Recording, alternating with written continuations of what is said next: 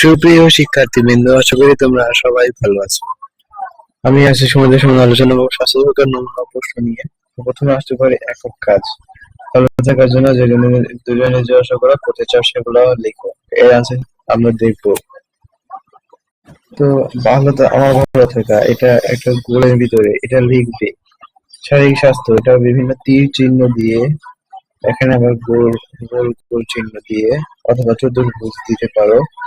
সেখানে আবার শারীরিক স্বাস্থ্য, মানসিক স্বাস্থ্য আর সামাজিক স্বাস্থ্য লেখার পর তার নিচ দিয়ে আবার পয়েন্ট গুলো লিখে দিলে। শারীরিক স্বাস্থ্য এখানে লিখলে সুষম গ্রহণ, নিয়মিত শরীরচর্চা, নিয়মিত স্কুল ও নখ কাটা, নিয়মিত চুল ও নখ কাটা। আর মানসিক স্বাস্থ্য এখানে লিখলে পাখি পালন, ছবি আঁকা, সুস্থ বিনোদন চর্চা করা। মানসিক স্বাস্থ্য এখানে লিখলে বন্ধুদের সাথে ঘুরতে যাওয়া। সামাজিক স্বাস্থ্য এখানে ছোটদের স্নেহ, বড়দের শ্রদ্ধা করা, প্রতিবেশী সহযোগিতা দেওয়া। তোমরা নিজেদের জীবনে চিরস্মরণীয় হয়েছে এমন একটি অভিজ্ঞতা বর্ণনা করো।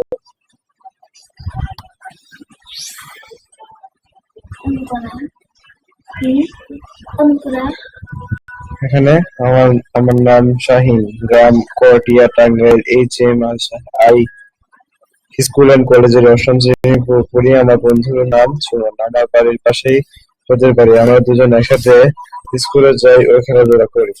তোমরা নিজের উপর নেবে, কারণ তোমাদের হয়তো সময়ের দাম আছে এবং আমার সময়ের দাম আছে। তোমাদের প্রশ্নের উত্তর আমাকে করতে হবে। একটু করে তোমাদের নির্দেশনা চলে আসতে পারে। তারপর নিরাপদ কাজের একটি প্রতিবেদন তৈরি করো। এটা হলো প্রতিবেদন। প্রতিবেদকের নাম, প্রতিবেদনের ঠিকানা, বিষয় জীবন স্বাস্থ্য সুরক্ষা, সকলের জন্য নিরাপদ খাদ্য। বিস্তারিত বর্ণনা। জীবন স্বাস্থ্য সুরক্ষা, সকলের জন্য নিরাপদ খাদ্য অতীব জরুরি। স্বাস্থ্য সুরক্ষার প্রয়োজন স্বাস্থ্যসম্মত নিরাপদ খাদ্য। যে খাদ্য দেহের একটা বেশি হয়ে গেছে, একটা কেটে দিবে। দেহের বৃদ্ধি, ক্ষয়পূরণ ও রোগ প্রতিরোধ ক্ষমতা বৃদ্ধি করে, সেটি হলো নিরাপদ খাদ্য। নিরাপদ খাদ্য শুধু ঝুঁকির কারণ নয়, বরং দেহের বিভিন্ন রোগের আশা বাঁচানোর কারণ। নিরাপদ খাদ্য মানুষের অন্যতম প্রধান মৌলিক অধিকার। তাই আমাদের খাদ্য নিরাপদ, পুষ্টিকর, সুষম হওয়া প্রয়োজন। নিরাপদ খাদ্য একদিকে দক্ষ মানব সম্পদ সৃষ্টিতে গুরুত্বপূর্ণ ভূমিকা রাখে, অন্যদিকে অর্থনৈতিক সমৃদ্ধি, সুগম পেতে। বাকিটুকু তোমার নিজের উপর নেবে, অবশ্যই গুলো খাতায় নোট করে রাখবা। আছে দলগত কাজ। বিভিন্ন পরিস্থিতিতে আমাদের মধ্যে যে চিন্তা বা মতের অর্থাৎ দ্বন্দ্ব তৈরি হয়, দ্বন্দ্ব সমাধানের উপর একটি ভূমিক তৈরি করো। এটা তোমাদের পাঠ্যবইতে দেওয়া আছে। তোমাদের স্কুলের বিভিন্ন ক্লাসরুমে পর্যাপ্ত পরিমাণ ফ্যান নেই। গরমের দিন ক্লাস করতে কষ্ট হয়। এখন এই সমস্যার প্রধান শিক্ষক কেউ বলতে পারছেন না, কিন্তু সমস্যাটি উন্মুক্ত অবস্থায় হোমওয়ার্ক কিভাবে সুন্দরভাবে সমস্যার কথা ক্লাস উপস্থাপন করবে তার নিয়ে একটি পরিকল্পনা করো। 1 নম্বর কাজের উত্তর। 120 পাঠ্যবইয়ের 120 ও 121 পৃষ্ঠা দুটোই হলো একটা কমিক। আর 2 নম্বর আমি দেখিয়ে দিচ্ছি। সেটা হলো 2 নম্বর উত্তর। দৃশ্য 1, অষ্টম শ্রেণীর ক্লাসরুমে শিক্ষক ক্লাস নিচ্ছে। দৃশ্য বলে তাই প্রচন্ড গরম পড়েছে, যাদের মাথার উপর ফ্যান নেই তারা খুব কষ্ট বোধ করছে। এখানে শিক্ষক রয়েছে, এখানে আমি শিক্ষার্থীদেরকে শিক্ষার্থী 1, 2, 3 এই অনুযায়ী চিহ্নিত করেছি। এখানে আরো কিছু আছে। আমার নাম রাজিবুল হক, অষ্টম শ্রেণীতে পড়েছি। শিক্ষকের নির্দেশে আমরা কয়েকটি দলে থাকলে নির্ধারিত বিষয়ের উপর ভূমিকা নেওয়ার জন্য সুযোগ দিলাম। এরা হলো শ্রেণী শিক্ষক, প্রধান শিক্ষক, শিক্ষার্থী 1, 2 ও 3। এরা কি রাজীব, ফাসিল, মনির আর কি নাম উল্লেখ করা হয়নি। তোমরা এগুলো নোট করে নাও। দৃশ্য 2, সব শিক্ষার্থীরা মিলে 10-12 জনের একটি দল গঠন করে প্রধান শিক্ষকের কাছে যাওয়ার জন্য প্রস্তুত হলো। এখানে প্রধান শিক্ষকের কাছে গিয়ে তারা একটা উপস্থাপন করলো। তবে অবশ্যই এটা চেষ্টা করে দেখতে পারো।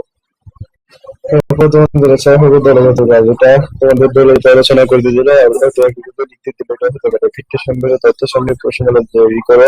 এটা তোমাদের পাঠ্য বইতেই আছে। অতিথিকে আমন্ত্রণ করার জন্য আমন্ত্রণ তৈরি করো। এটা আমি দেখিয়ে দেবো। মানসিক ব্যবস্থাপনা কৌশল বর্ণনা করো। এটা তোমাদের পাঠ্য বইতেই আছে। তুমি শুধু উত্তর তৈরি করতে হবে। আশা করি উত্তর তোমরা পেয়ে গিয়েছো। আমি শুধু 2 নম্বর উত্তর দেখিয়ে দিচ্ছি।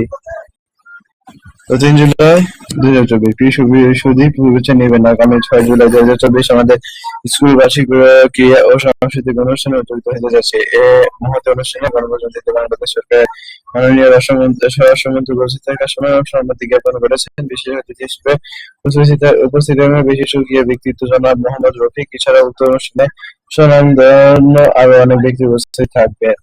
উক্ত অনুষ্ঠানে আপনার উপস্থিত একান্ত কামনা। নিবেদন এখানে নাম লিখবে সংস্কৃতি বিষয়ক সম্পাদক, এখানে বিদ্যালয়ের নাম, থানা, জেলা লিখবে, তাই হয়ে যাবে। আর তোমাদের 1 নম্বরের কাজ আছে হলো 29 পৃষ্ঠায়, আর 3 নম্বরের কাজ আছে হলো 65 পৃষ্ঠায়। এখান থেকে তোমরা কাজগুলো সংগ্রহ করতে পারো। তো ছিল শেষ বিন্দু। পরবর্তীতে আমরা হয়তো কোনো পরীক্ষা নিয়ে সিলেবাস পরীক্ষার উত্তর নিয়ে আসতে পারি। তো আমার ভিডিওগুলো ভালো লাগলে চ্যানেলটা সাবস্ক্রাইব করে আমার সাথে থাকবে। ধন্যবাদ সবাইকে।